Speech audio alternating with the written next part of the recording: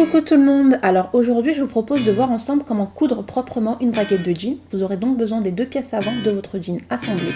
Une soupape, c'est une pièce de tissu rectangulaire, donc la mienne fait 8 cm sur 18 cm, votre zip, et un modèle pour réaliser la surpiqûre qui met en valeur le zip. Moi là c'est un calque de pantalon.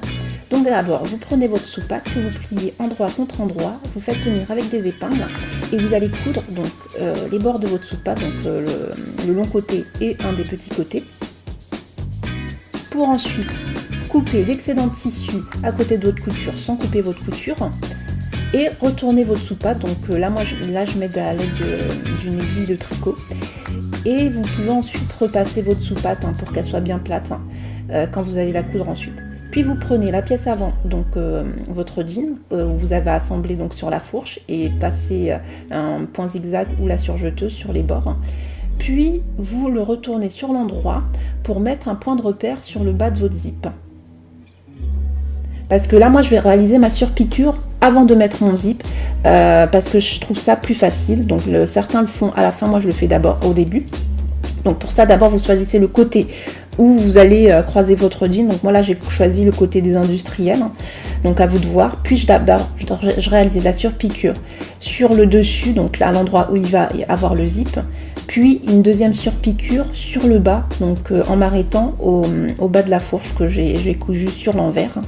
Et là je vais faire une double couture, donc sans dépasser la couture de la fourche.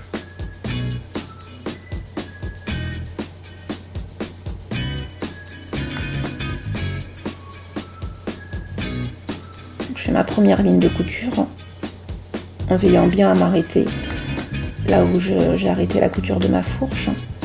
Puis je fais une deuxième ligne de couture. Donc c'est généralement les doubles lignes de couture qu'on a sur tous nos jeans.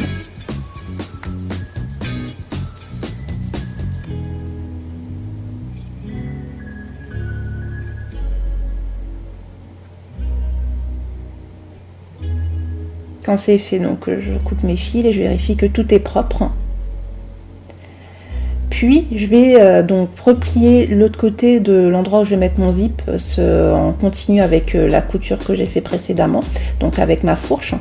Puis je vais épingler mon zip droit sur le bord en veillant à ce qu'il soit bien droit. Je vérifie donc.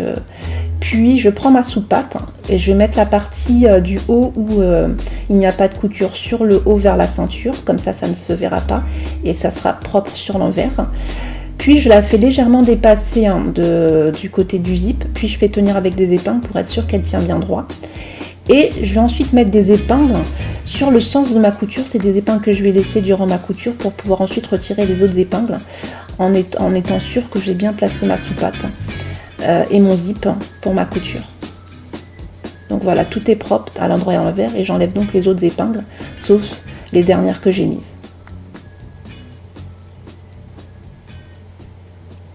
Alors, quand tout est bon, je prends ma machine à coudre en veillant bien à prendre mon pied de biche pour fermeture éclair qui va vous simplifier votre couture. Pour coudre près des dents du zip et coudre tout en cousant de façon droite. Donc là ce que je fais c'est que je retire mes épingles au fur et à mesure et que j'ouvre également mon zip au fur et à mesure pour pouvoir coudre, sinon vous aurez du mal à coudre de façon droite en tout cas.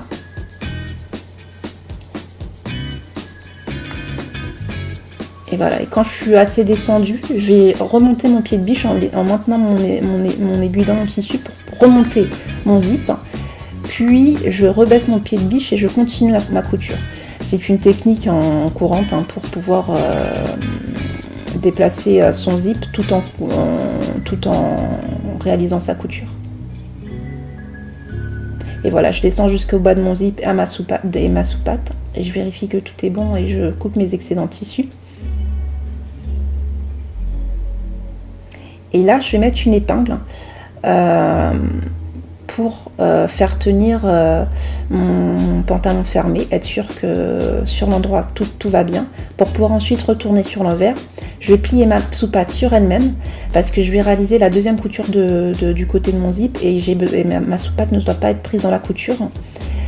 Donc ensuite, j'épingle le deuxième bord de mon zip sur la deuxième jambe de mon pantalon, donc avec la petite bande de tissu sur l'envers qui reste.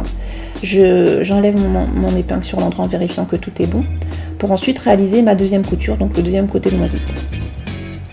Donc je reprends ma machine à coudre et je couds. Et là, normalement, vous n'avez pas besoin d'ouvrir votre zip, parce que vous n'avez pas besoin de coudre sur les bords, près du bord des dents de votre zip.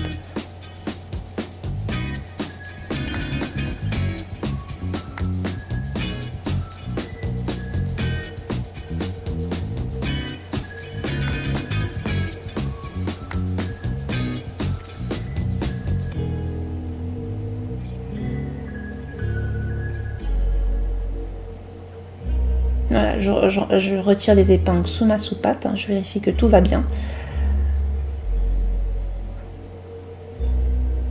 Et on va passer à la surpiqûre. Donc je prends le modèle que j'ai et je vais dessiner la surpiqûre sur l'endroit de mon pantalon.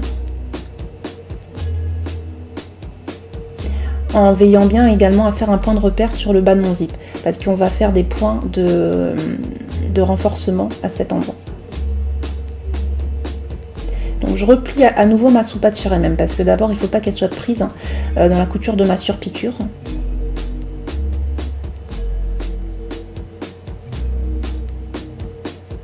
Voilà, et je prends donc ma machine à coudre, je remets mon pied de biche normal et je couds ma surpiqûre. Moi je préfère d'abord ouvrir mon zip parce que je trouve que sinon les dents du zip me gênent. Ensuite je le referme et quand vous arrivez vers le bas de votre zip, faites bien attention d'être sûr de ne pas toucher les dents de votre zip pour ne pas casser votre aiguille et vous faire mal.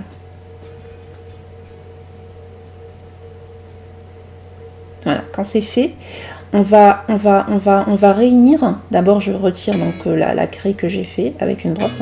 Puis on va réunir la première couture qu'on avait fait tout à l'heure au début sur le bord de notre zip vers la fourche. Donc les premières surpiqûres qu'on avait fait. Donc on va réunir la première ligne.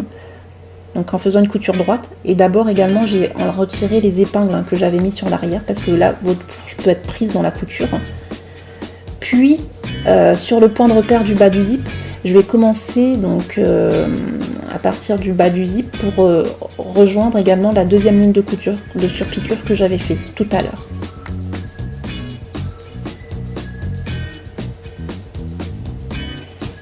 Ensuite, je vais faire un point zigzag entre ces deux lignes de couture, donc qui va me servir de point de renforcement pour qu'on a sur nos jeans, pour quand on ouvre nos braguettes, pour faire en sorte que la couture ne craque pas.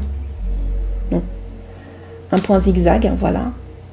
Et je vais également faire un point de renforcement là sur l'envers entre ma soupate et la languette où il y a mon zip sur le bas. Et normalement cette couture ne se voit pas sur l'endroit, c'est également pour faire en sorte que ma soupate ne craque pas et tienne également correctement quand j'ouvre ou referme mon zip. Et donc voilà comment réaliser proprement une couture d'un zip, donc sur l'envers et sur l'endroit. J'espère que tout était clair pour vous et je vous souhaite une très bonne journée. Ciao!